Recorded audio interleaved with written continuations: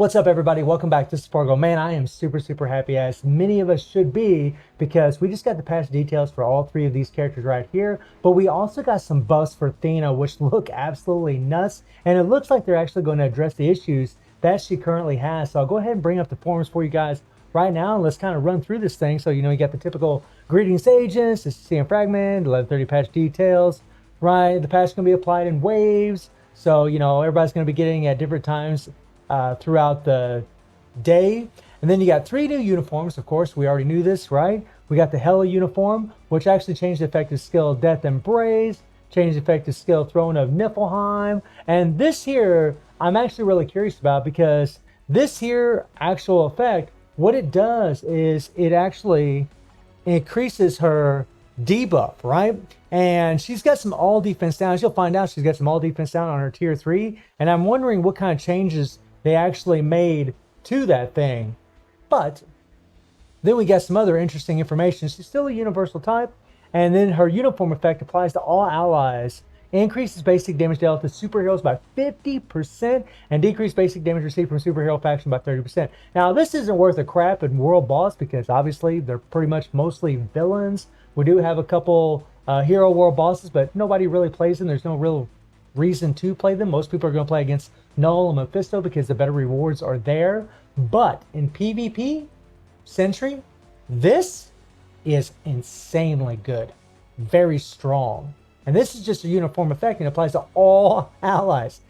Think about that. Think about this thing was equipped for her against, think about this was with Gilgamesh, right? I mean, just, oh my God. And then her leadership, 60% increase of energy attack. So they buffed up her leadership, and then her passive increased all resistance by 50%. Wow. She's got chain hit damage now by 20% when attacking. And then she also decreases damage received from reflected effects by 50%. Again, more PvP looking things. We have a tier 2 passive here, which increases guaranteed dodge rate by 30%. She gives her native super armor. That's a big thumbs up, Netmarble. And then it decreases basic damage received by 25%. I mean, okay. Good for PvE and maybe good for PvP. Very nice. And then her skill 1, they changed a few things about it. The skill 1 effects are the same as the Marvel Studios to a Ragnarok uniform, but the hit count is increased from 4 to 8. So now she does 8 hits instead of 4. In this skill here, she actually does, the range has actually been increased.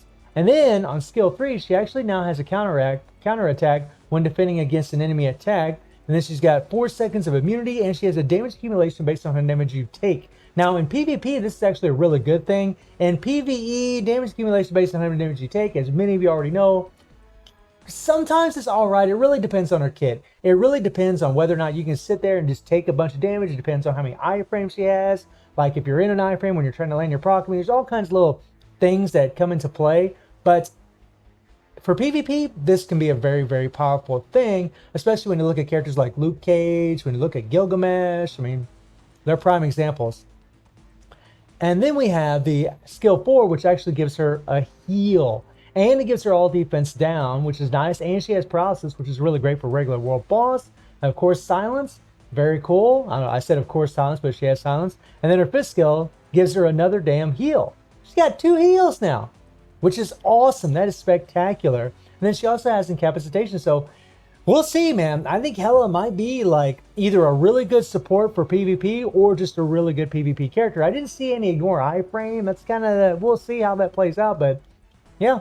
And then we got Heimdall, who's looking pretty stoic here. And you look at his uniform effect, 30% increase of physical attack. This only applies to himself. And then he increases chain hit damage by 15% when attacking, which is really great. And then he applies his self, removes all debuff.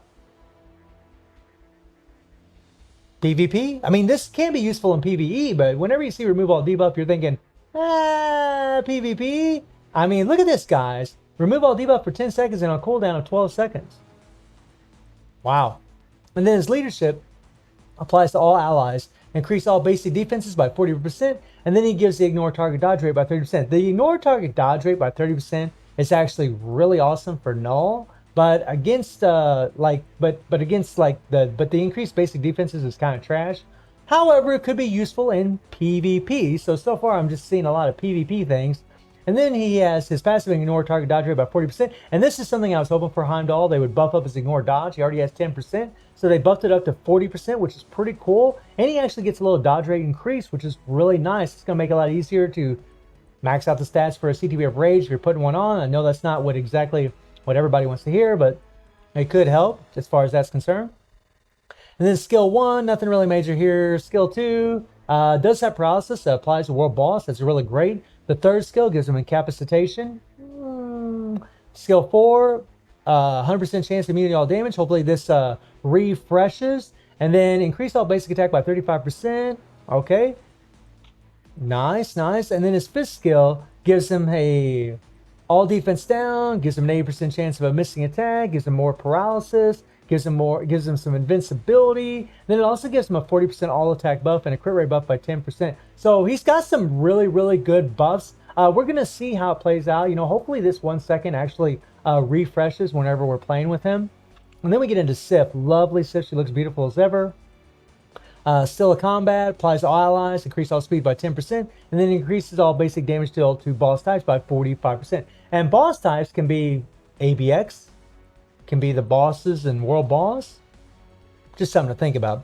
And then the leadership applies to all combat types, 30% increase of HP. So, I mean, you could maybe use her for PvP for Wolverine or for Gilgamesh.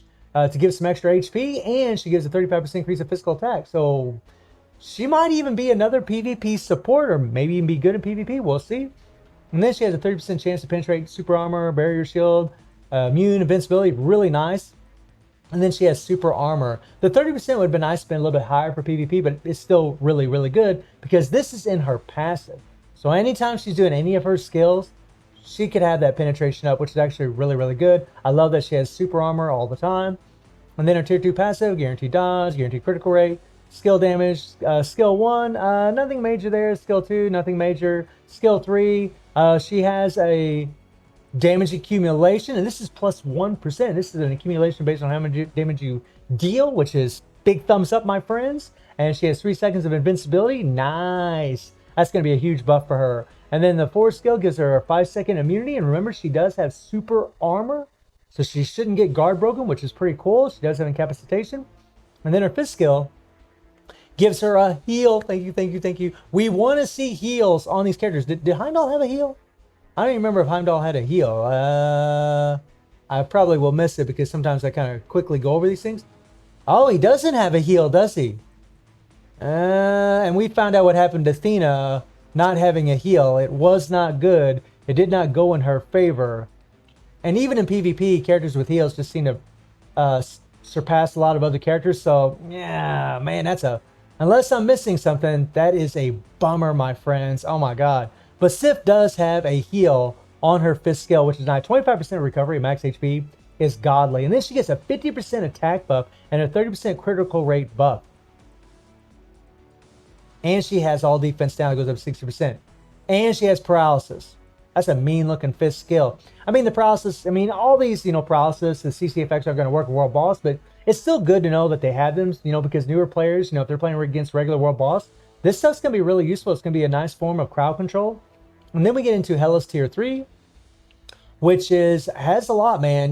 Deals bleed, which is whatever. We don't care. Dots trash in Marvel Future Fight. But we do have paralysis. We also have the all defense down. And again, if her passive still has that increase all debuff, this is actually going to go up. And then she has this sweet penetration. Remember, this is on her tier 3. And then she has 10-second invincibility. It's nice that she's got the remove all debuff. She's got an insane increased basic damage by 150%. She's got a damage proc for 150%, which is crazy.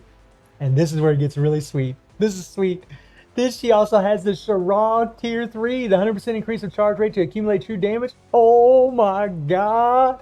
Oh my God. Just like Doom and Sharon, she is going to hit like a freaking truck. Oh my God. And then you see the Tier 3 animation here. I would enlarge it, guys, but it just get all blurry and look like crap. But it looks pretty cool from what I can see. Looks like it does a lot of hits. And then we get to some artifacts. Now this gets pretty damn interesting. We got Hela's artifact here, which... check this thing out, man. Check this out. This is like null all over again.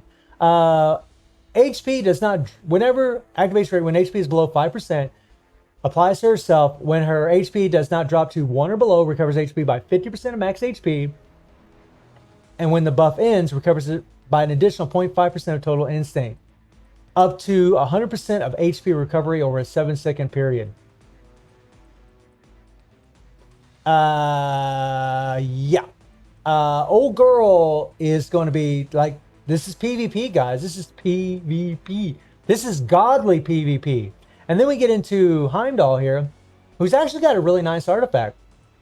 Activation rate when HP is below 60%. That part of it sucks. It sucks that's got to be below 60% HP. And he doesn't have a heal, so it actually probably won't take him long to get to that, unfortunately. But he does increase all basic damage dealt to supervillains by 20%. And this is a 6-star artifact.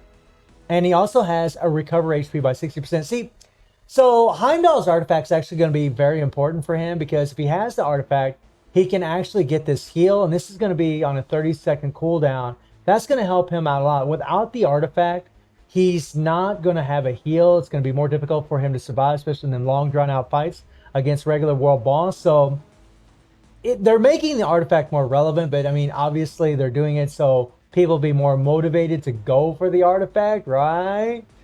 Pretty sneaky, Netmarble. And then the Goddess of Victory for Civ applies to self, increased basic damage. Oh, by the way, he also gets an increased basic damage dealt to supervillains by 20%, which is nice. That's pretty damn sweet, increasing his damage. But then Sif also gets the increased basic damage dealt to supervillains by 20%.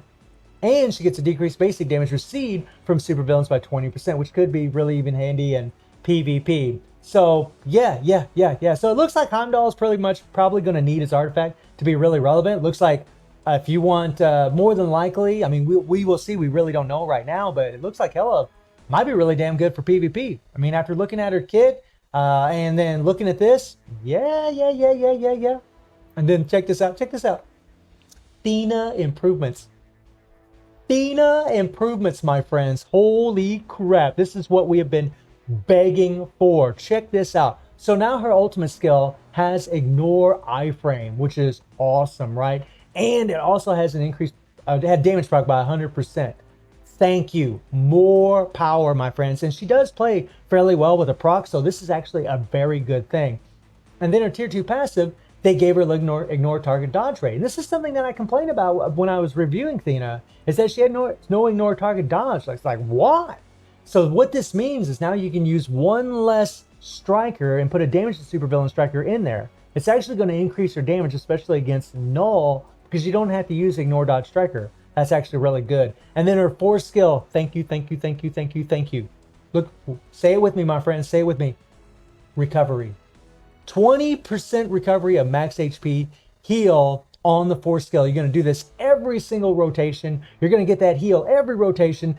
Thena is going to be so much better. We got more damage here. We have a heal here. We are actually in a way, we're going to get more damage by having this ignore target dodge rate, because we can use the damage to supervillain striker, which is, I mean, guys, this is beautiful. This is beautiful.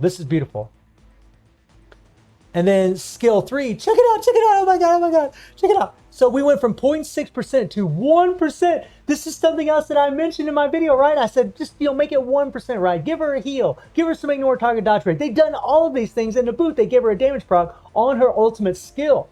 Say what? How freaking insane is this?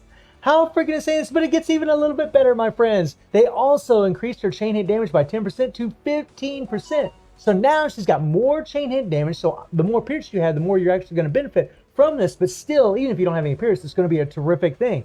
They buffed, these are actually very substantial buffs. Thena ought to be a whole lot stronger. Definitely going to have better survivability because of that heal. Oh my god, I'm so happy right now. I'm so happy right now. Thena. I know. I'm acting like a little kid. I know. But I'm excited, guys. I didn't know if they were going to do this for Thena. I had no idea. And I'm so glad that they did, because she's so expensive. Yeah, you get 2 other terrific characters in Makari and Gilgamesh, leveling up Thena, right? Because you got to buy those deluxe packs. But still, you want that character to be super strong. You want it to be worth the investment. And it looks like she's going to be now. And then they got some game error fixes. The issue of the 4th active skill, Makari, Sonic Sprint, not being used when using the skill at maximum range has been fixed. Okay, I didn't even know that was going on. And then Issue a purchase limit of some rotation projects that's been reset. The issue of specific animation. Okay, nothing there. And then the issue of text of some artifacts being wrongly displayed has been fixed. We see this one quite often. And that is it. So, my friends, this looks...